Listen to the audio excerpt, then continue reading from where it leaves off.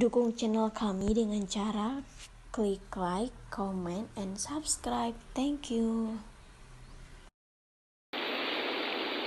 Assalamualaikum warahmatullahi wabarakatuh. Sahabat subscriber, sahabat viewer, sebelumnya kita memuji Allah dengan ucapan Alhamdulillah, dan kita bersolawat kepada baginda Rasul. Allahumma sholli ala sayyidina wa maulana Muhammad wa ala ali sayyidina Muhammad. Keindahan alam di pedesaan seperti ini, subscriber, sahabat viewer ya, dan gemericiknya air sungai sebagai obat bagi mata yang melihatnya. Ada bosannya air ini bergerak mengikuti alurnya ya, lalu tidak ada bosan sambil mengucapkan tasbih, tentunya batu, gunung dan lain sebagainya itu mengucapkan tasbih kepada Allah Subhanahu wa taala. Baik sahabat, pada kesempatan ini di perjalanan antara Ciamis dan Tasik ya, lewat Cirahong, alhamdulillah kami masih bisa menyapa sahabat netizen, sahabat viewer, sahabat subscriber. Gimana? Sehat saja kan? Semoga ada dalam kesehatan, banyak rezeki, tambah istiqomah ibadahnya, tambah berkah kehidupannya, lepas dari semua masalahnya ya. Siap. Amin. Kita doa dulu. Al-Fatihah. A'udzubillahi minasyaitonirrajim. Bismillahirrahmanirrahim. Alhamdulillahi rabbil alamin. Ar-Rahmanirrahim. Maliki yaumiddin. Iyyaka na'budu wa iyyaka nasta'in. Ihdinas siratal mustaqim.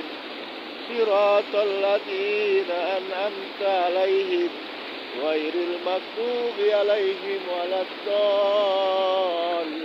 Rabbighfir lana. Amin. Doa kita dijabah oleh Allah Subhanahu wa taala. Baik, pada kesempatan ini kita akan membahas zikrul maut ya, tentang kematian yang indah, kematian yang akan datang kepada kita, kematian yang sudah pasti datang dan jadwalnya tidak tetap ya, tidak tentu jadwalnya ya, entah kapan, entah berapa saat lagi, kita tidak tahu. Yang jelas kita belajar dari kisah sahabat baginda Rasul SAW ya, kisah para ulama, kisah para kiai, para ustadz ya, yang memang mereka menyiapkan datangnya kematian tersebut. Ada yang meninggal lagi sholat, ada yang meninggal lagi khutbah Jumat, ada yang lagi meninggal sedang sujud dan lain sebagainya dalam keadaan yang baik ya. Pertanyaannya, kita entah bagi apa kita meninggal dunia ya, kita tidak tahu. Mudah-mudahan sedang dalam keadaan baik juga ya, beribadah kepada Allah Subhanahu wa taala. Dikisahkan di zaman Khalifah Al-Mansur ya. Jadi zaman Kekhalifahan Al-Mansur, setelah diangkatnya Khalifah Al-Mansur, hari itu ya, maka hari itu pun datang seorang laki-laki ke hadapan Khalifah Al-Mansur, bahkan ke ruang kerjanya, ke istananya. Lalu laki-laki ini duduk di hadapan sang Khalifah. Lalu Khalifah meminta kepada lelaki ini untuk menasihati dirinya. Wahai Kisanak, coba nasihati aku. Lalu seseorang ini bertanya balik kepada Khalifah Al-Mansur. Wahai Khalifah, dengan apa aku menasihati kamu? Apa dengan yang aku dengar atau dengan yang aku lihat? Lalu Khalifah balik menjawab, aku ingin dinasihati engkau dengan apa yang kau lihat dan dengan apa yang kau dengar. Baiklah khalifah. Pada suatu saat aku melihat Umar bin Abdul Aziz, ya. Di saat itu Umar bin Abdul Aziz meninggal dan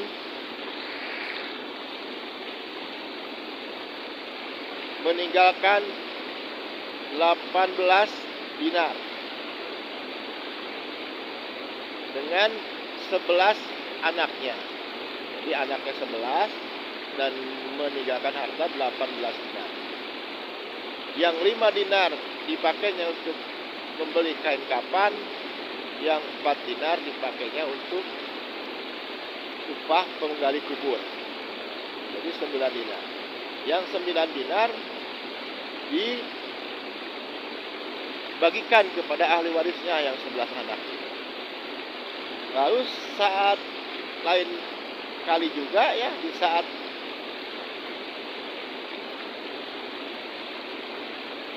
pada waktu itu juga aku melihat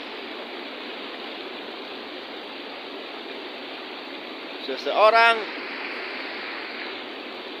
meninggal, yaitu Hasib, ya, dengan meninggalkan 11 anak sama. Lalu 11 anaknya dibagikan warisan 1 juta dinar per anaknya.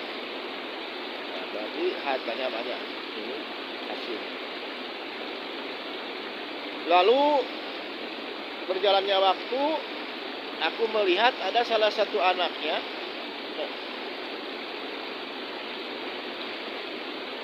meninfakkan 100 kuda untuk jihad fisabilillah.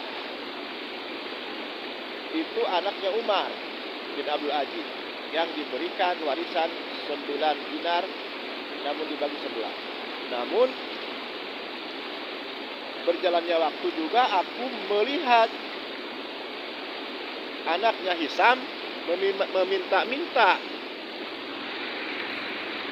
meminta-minta di jalan, ya.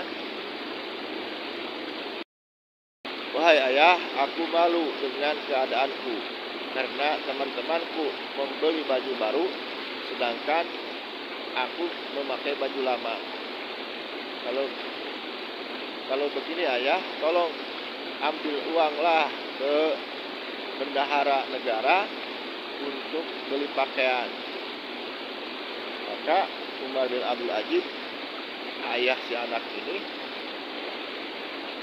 berangkat ke bendahara negara untuk mengambil gajinya yang bulan nanti, ya, sebulan ke depan.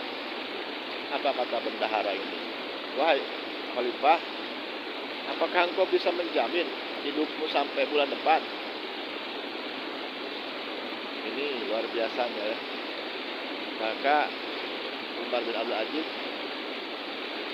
setelah mendengar seperti itu kembali lagi dengan tangan kosong, tidak mendapatkan apa yang diinginkannya. Lalu berkata, setelah sampai rumah, lalu berkata kepada anak-anaknya, wahai anakku, apakah engkau bisa memilih? Engkau sabar namun semua kita masuk surga, atau engkau tidak bersabar tapi kita masuk neraka, ya Allah? Maka semua anaknya menjawab, wahai ayah, lebih baik aku bersabar dan aku masuk kepada surganya Allah Subhanahu wa ta'ala. Sepertilah kisah para pendahulu kita yang begitu hati-hati, ya. Dan padahal seorang khalifah, yang padahal berkuasa, namun tidak dengan kekuasaannya menggunakan kekuasaannya tersebut. Nah, bagaimana nih dengan zaman sekarang, sahabat? Apakah masih ada orang-orang seperti Umar bin Abdul Aziz, ya, sebagai kepala negara, namun dengan kesederhanaannya hanya untuk membeli baju anaknya saja, sampai mau mengambil uang negara, kas negara, takut akan kematian sehingga tidak jadi, ya, dengan bersabar tidak mau mengambilnya, padahal sebagai kepala negara. Allahu Akbar. Ini ibrah ya, yang bisa diambil, hikmah yang diambil oleh kita. Bagaimana kewaraan, kejuhudan, kesederhanaan para pendahulu kita. Mudah-mudahan kita bisa menirunya, mengikutinya, dan selalu ada dalam lindungan kita ini dari Allah Subhanahu wa taala untuk mencontoh akhlak baginda Rasulullah sallallahu alaihi wasallam, untuk mencontoh para ulama, para kiai yang lurus dan selalu dekat dengan umat dan selalu menolong umat dan selalu hidupnya tidak bermewah-mewah, bermegah-megah, namun sederhanaan, kejuhudanlah yang mereka miliki. Usikum nafsi bittaqwallah. Wabillahi taufiq wal hidayah. Assalamualaikum warahmatullahi wabarakatuh. Kita masih di jembatan Purbaratu ya, arah ke Kecamatan Purbaratu.